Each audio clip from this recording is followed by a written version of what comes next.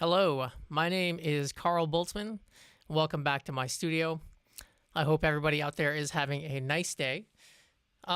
Today I'm going to be deconstructing Portishead's Glory Box and Sour Times from their 1994 album Dummy. Now, I was just in my kitchen grabbing some tea before I started this stream, and I gotta say, when I read 1994, I was honestly taken aback a little bit. It's almost 30 years old, this album. And if you're anything like me, you probably love this album. And the thought that it's 30 years old is kind of freaking me out a bit. But anyway, let's get into it. Let's take a listen to a Glory Box.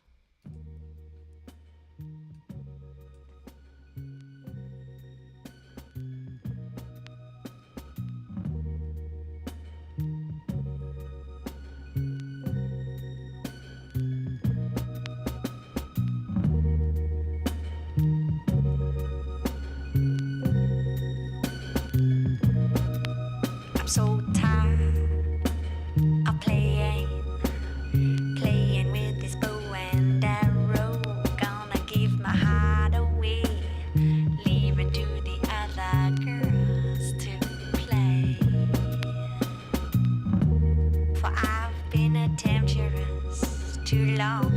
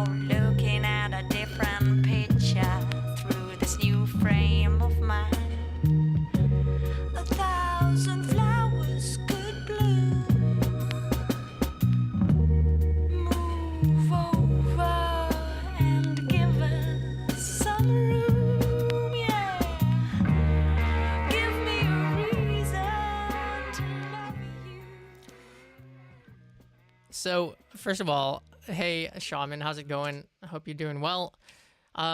Yes, I agree with that. The way that he cut up the snare to kind of vary that a little bit, it is pretty clever. There's no doubt about it. So let's get to the sampling here.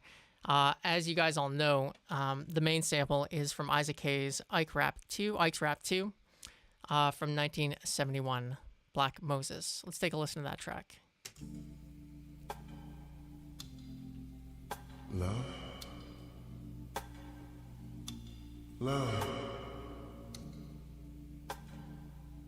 I know you can hear me. You see, we've known each other a long time.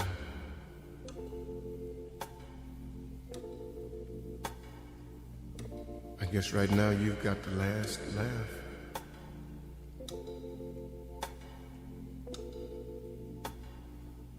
I know I abused you.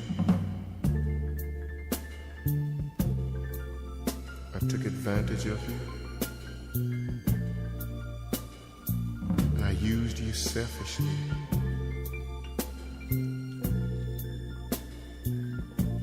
I apologize now. You see, because after suffering so much, I know that I was wrong.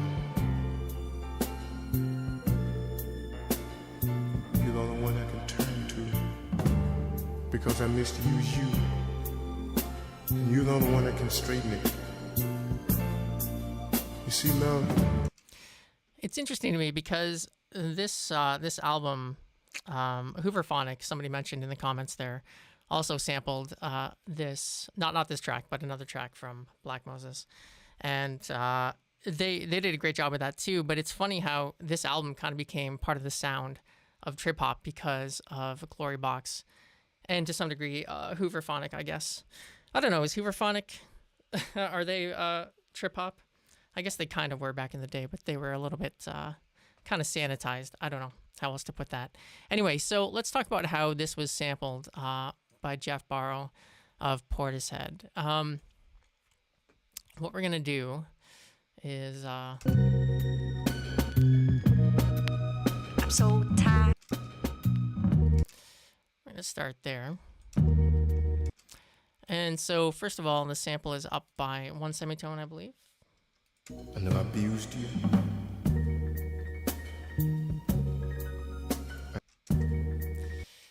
So it's up by a semitone, and then because of the samplers that they were using at the time, they would have had to take the left and the right channel. So that's the right channel. I took advantage. How's it going, Christian? Nice to see you. Thanks for dropping by. And they ended up taking the left channel, which sort of took out some of that piano. But I do wonder, I'd like to ask Borrow if they had had the opportunity, if they would have taken it in stereo rather than mono. And I imagine they probably would have, because it sounds nice in stereo. Like, this song would probably sound, I mean, maybe it would take away some of the kind of hip-hop, trip-hop appeal. But anyway, yeah, so let's talk about what they took here. I took advantage of you. So this snare they chopped out, and obviously Isaac Hayes is talking. I took advantage of you. But then these strings in this snare are all in it. I used you selfishly. But then they needed a part for this. So I believe they took that right there. So we're just going to pop that in. And let's arrange this and take a listen to the loop as it stands. Okay.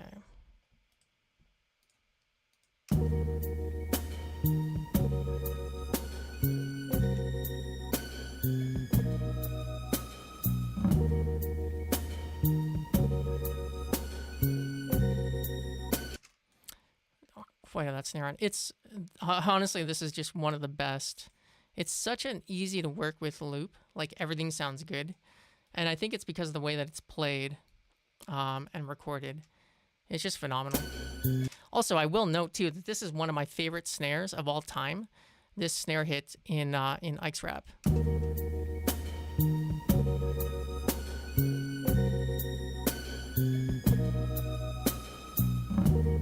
It's just perfect. Okay, so let's talk about the snare that gets subbed in, that Borrow subbed in, that kind of changes up the phrase a little bit. So he has three snares to choose from.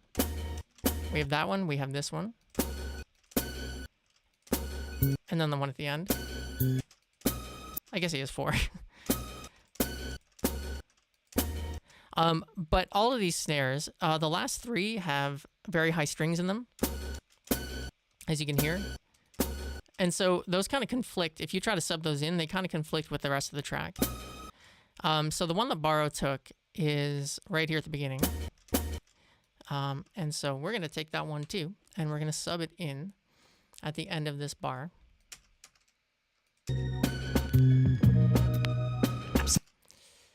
And I'm just going to cut off the front here, and I need to cut off the tail as well. So about that next snare. And I'm going to pop one there and then here. So let's hear how this sounds. And then he switches it up for the next bar as well. I'm going to group that.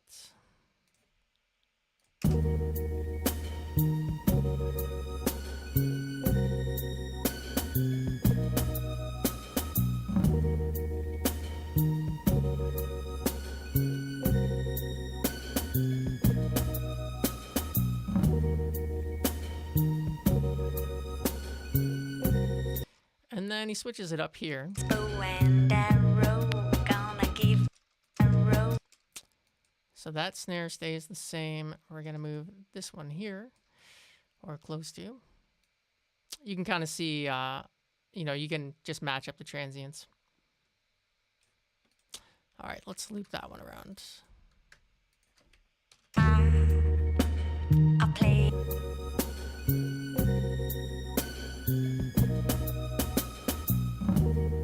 Yeah. I definitely love, like I would love to find out how simple or how hard that was for Borrow to do. So let's talk about some of the EQing here.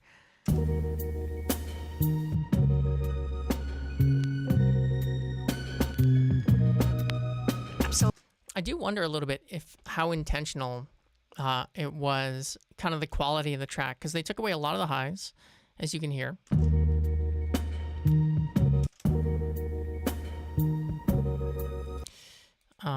And I wonder, like at what bit rate the samplers were sampling at. That would have had an effect too on the way these samples sounded. But they definitely ran it through an EQ or reamped it or did something. And then they boosted the lows a lot.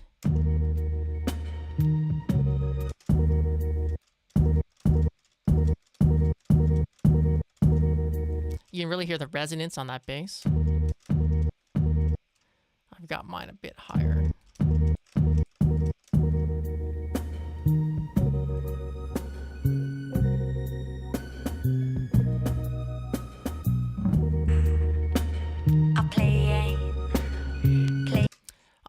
Okay, so the other sample that is used in Glory Box comes here at the end.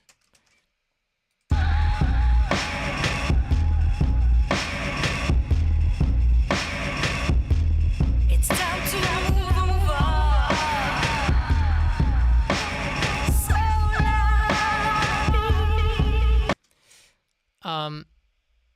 Yeah, it is amazing what they were able to do with that New York show, with the little orchestra there, and and their drummer was fantastic too. He did a great job of recreating a lot of the loops. Out of curiosity, does anybody know in the chat the drum loop that they used in Rhodes?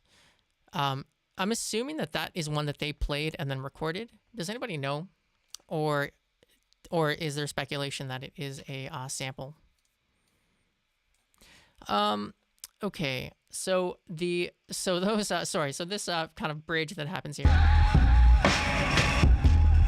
is sampled from Clarence Wheeler and the Enforcers and their track "Hey Jude" from the 1970 album "Doing What We Wanna."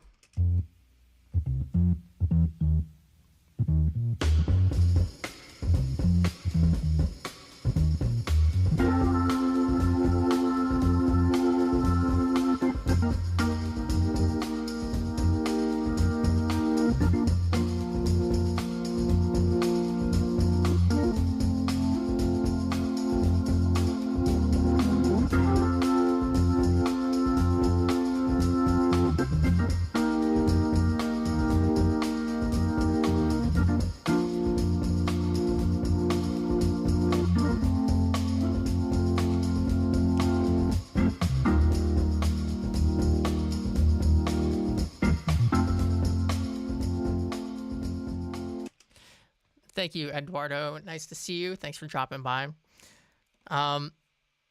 Yeah, so they definitely did. I heard that, yeah, that they would have. Okay, so I also read this too, that they would have recorded some of the drums and then put it on vinyl in order to sample their own recordings. So, okay, thank you for letting me know, Captain Professor, the Doctor, the Third. Because, yeah, it's an interesting idea, because I guess if you're sampling stuff anyway and you have access to a recording studio and you can play an instrument, you might as well take that extra step. In fact, like Dummy, you can kind of tell that they really went all in on this album, like, front to back. They didn't, cut any corners anywhere. Anyway, let's talk about this sample here, because this break is really clever. So the part they took is right here, this snare and bass. And I know that's quiet, but we'll get into working this out. And so obviously the snare, what we're going to do, and what I think that they did, or I shouldn't say this is what I think they did. I have no idea what they did. But what I'm going to do is I'm going to separate the snare from the bass. And we're going to bring both of these down by -12 to begin with.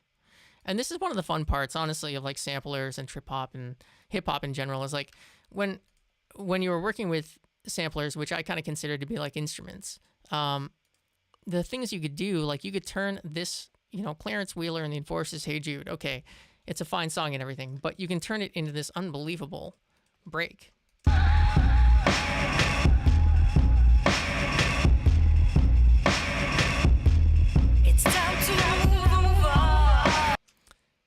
I did not know that about Portishead's drummer. In fact, isn't Jeff Barr? He's a drummer, right? Did he not play any of the drums that they would have sampled? Okay, so let's talk about this sample here.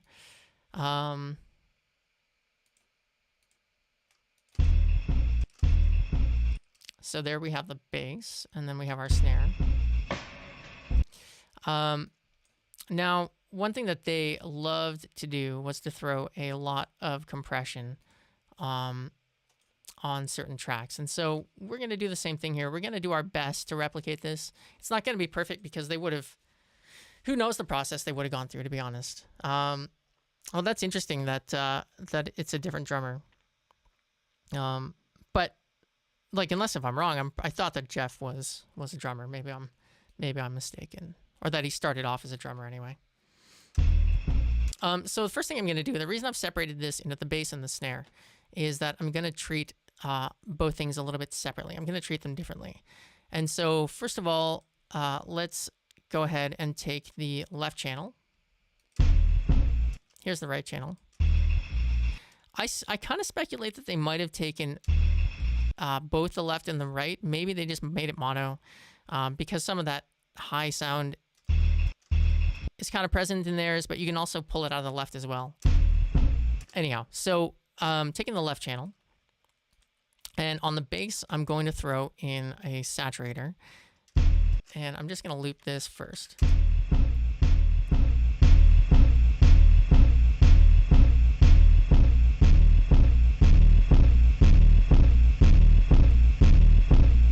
And then I'm going to throw an EQ on this as well, and we're going to take away some of the lows. So I'm basically compressing it, but I'm also adding distortion to it as well. And then on the snare, I'm going to start off with a compressor on this, and we are going to compress the crap out of this one. I'm going to turn the attack down and the release down. And the ratio we're going to have around 4.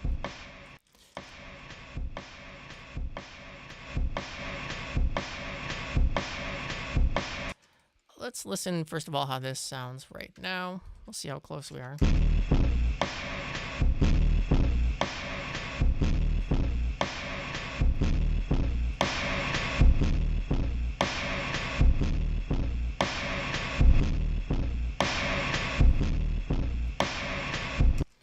Okay, that's not too far off. I kind of speculate that they would have like reamped this a little bit because you can hear like some of the lows are taken out as well. To me, it sounds like a reamp. I don't know. What does it sound like to you guys? Because it's not just straight compression. It's not just straight saturation.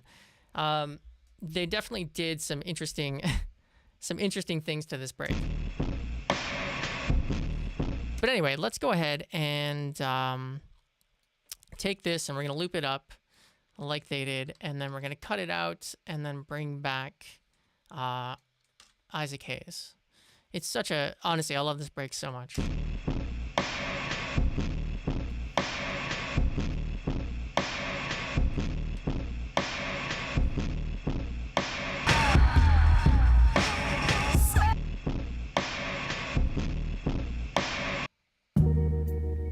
Like, how do you combine those two things together and make it work so well?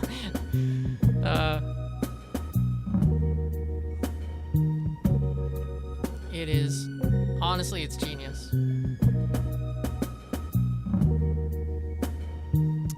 Okay.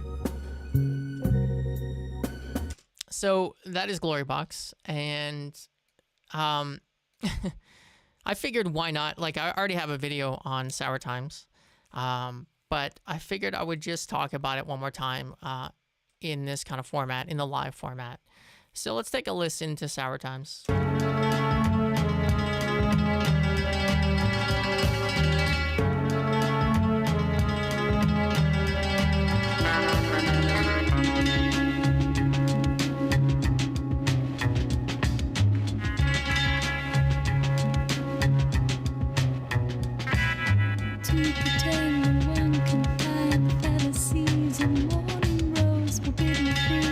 Hidden eyes, courtesies that I despise.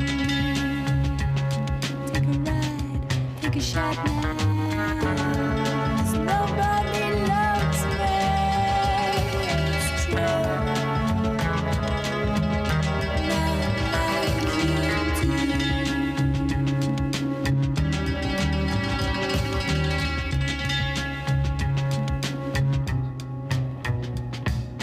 Covered by the blind belief in fantasies of sinful screens. Man, I think I heard Portishead maybe 2 times, maybe 3 times in my life on the radio. I will say they didn't exactly gain a huge following in Canada back in the mid 90s, but you know the record was here. And as a family, I'm just gonna give a shout out to my mom who might be watching. It's almost her birthday, and she loves Portishead so much. We had Dummy, we had the tape of Dummy in the car. In like the family car, and it was just playing on repeat for years. Like it's one of those albums that you can listen to front to back. Like there's not a bad track on it, and so it just for a tape that's perfect because you just listen front to back and kind of get to know the album, you know, like the back of your hand. Anyway, so obviously as we all know, yeah, my mom is great.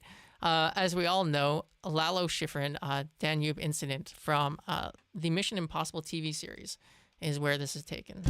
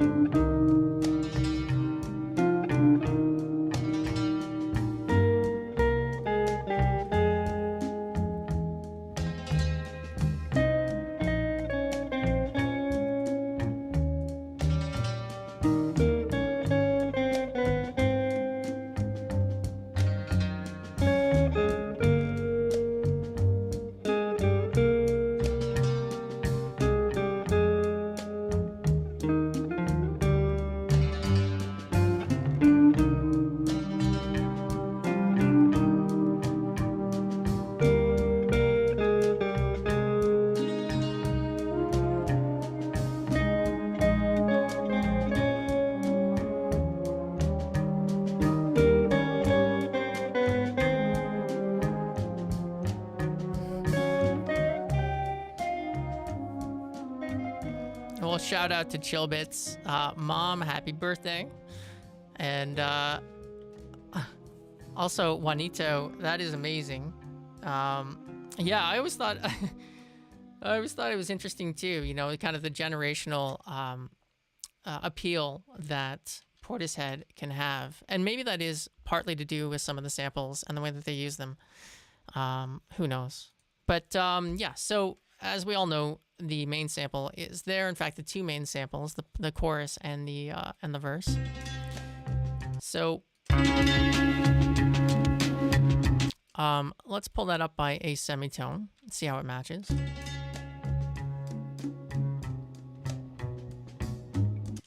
So Kevin, when you say that, did she think it was cool or just the devil's music? We're talking about the Smashing Pumpkins.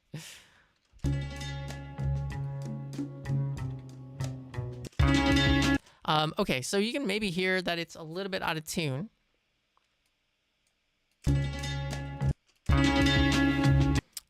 Sour Times is a bit flat.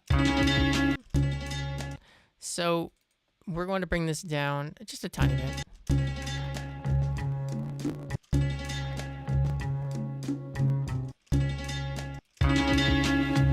That sounds right. And then, as we all know, they took the left channel, I think it is. Interestingly, again, I'd like to know whether they would have, if they had the option, if they would have taken, you know, the stereo image rather than just the left or the right.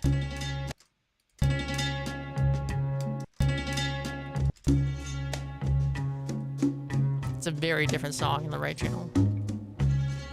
Anyhow, so we have our loop there. We're just going to loop that around. And then let's find the chorus.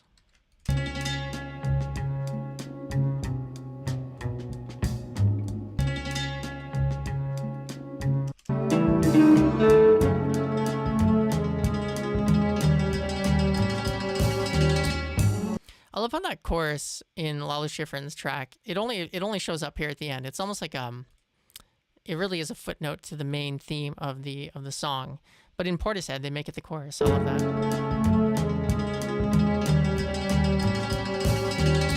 Dude, I love the Pumpkins too. I could listen endlessly to Siamese Dream over and over again. And Jimmy Chamberlin is phenomenal drummer. I talk about the drums a lot because I'm also a drummer, and so that's one of the first things I hear. But Chamberlain's drumming really was he was almost the in some ways like the lead singer of the Pumpkins, because his drums were so important to the overall sound of the Smashing Pumpkins. But anyway, getting back to Portishead here. We're going to have to move the sample around a little bit because, as you can see, like some of the transients here just aren't quite matching up. And so I don't know how they would have done this with the tech that they were using. But maybe one day we'll find out.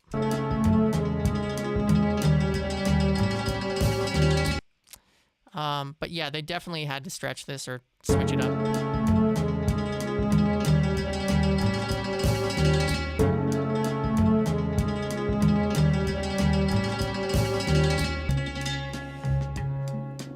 And then Adrian Utley's guitar in this track. In fact, you know what? He does the same thing for Sour Times and Glory Box, where he takes the sampled music, and I'm talking about the guitarist here, Portishead, and what's the word I'm looking for? He sort of gives it that character and makes it not sound as much like a loop.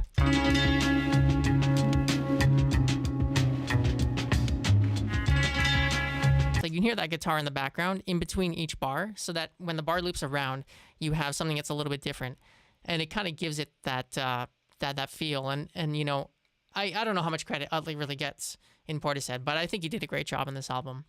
Okay, so the drums that go over top of Schifrin is from Smokey Brooks and their track "Spin It Jig" from 1971.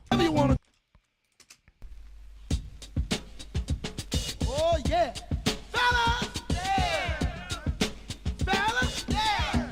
Are you ready for this thing? Yeah, we're ready. We got a brand new dance that we want to whip on the nation. Are you ready? Yeah. You ready? Yeah. Come on, y'all. Dig this. I got a new groove called a spin a jig. Sway your head like a stick, your body like a whip. Move your feet like a rake, crossfire. Skate. Let your backbone flip. Give me no jazz. I want everybody, you and you baby, to come on and harmonize. And you can use the popcorn, or you can use the boogaloo. Now, I'm not trying to be insulting to anyone else's music, because I think this is a cool track and it's got a nice groove. But that bongo drummer, he needs to get out of the mix. He's like, they're just like way behind on the bongos. But the rest of this track is pretty awesome, though. And so these drums at the beginning, I like this. It's like it's almost like some micro sampling. Oh yeah. Because it's not a very long sample, but it adds so much to this track. Like this wouldn't be a Portishead track without these drums. And so what we're gonna do to sample these is we're gonna go to the end of Sour Times and. Because they've isolated them, so it's just going to be easier to match it. And so first of all, we're going to bring it down by a couple semitones to match theirs.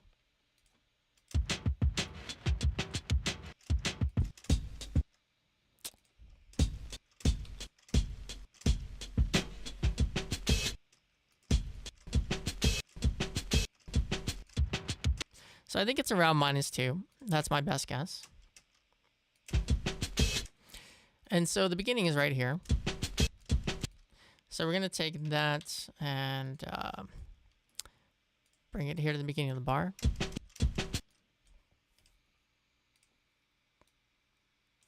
And let's move things into place. They might have played this. They might have sampled it out and then played it piece by piece. So one of the things we're looking for here, there is a couple bass drums here, but you can hear that there's no hi-hat in those. And there's only one bass drum in this break that has no hi-hat. and it's right here. So we're going to take that one and we're going to sub it in. We're going to put it in twice. And I hear a bit of a noise gate there. It's probably just the sample breaking. And then what we're going to do is finish out the phrase here. And then that's the end of that bar. And then he switches it up a little bit for the second bar. As you can see, the transients don't quite match up here, so I'm just going to fix those quick. And this might be a result of me having it in the wrong pitch. It's totally possible, but I'm just not sure. All right, so let's listen to the first bar.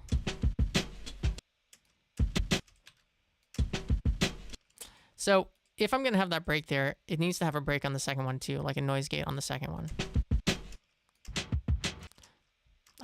With my rip, you can hear a bit more highs. We're going to take care of that with an EQ in a second. But in the meantime, let's listen to this, and then let's get the next bar going.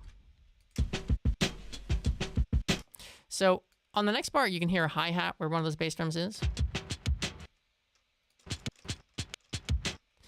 And so what I think he had done, or he did there, was bring out this bass drum. And what is this one?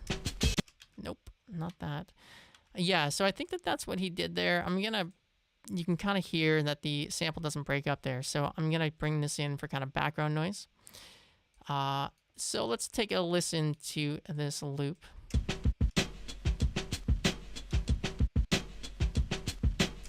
And I'm going to throw an EQ on this.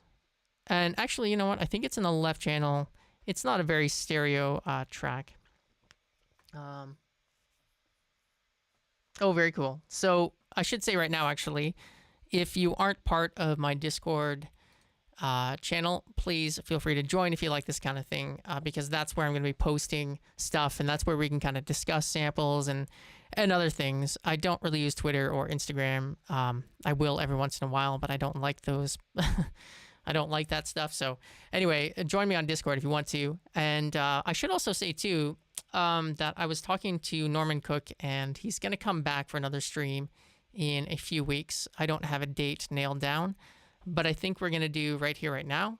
So that should be fun. So keep an eye out for that as well in the near future.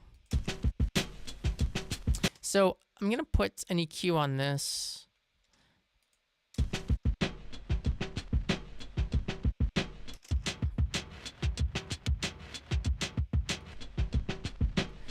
It sounds like they compressed it a little bit, so maybe I will do that as well.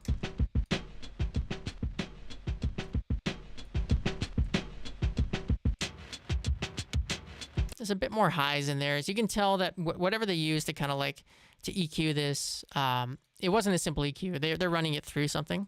But anyway, let's put these loops together and see what we have.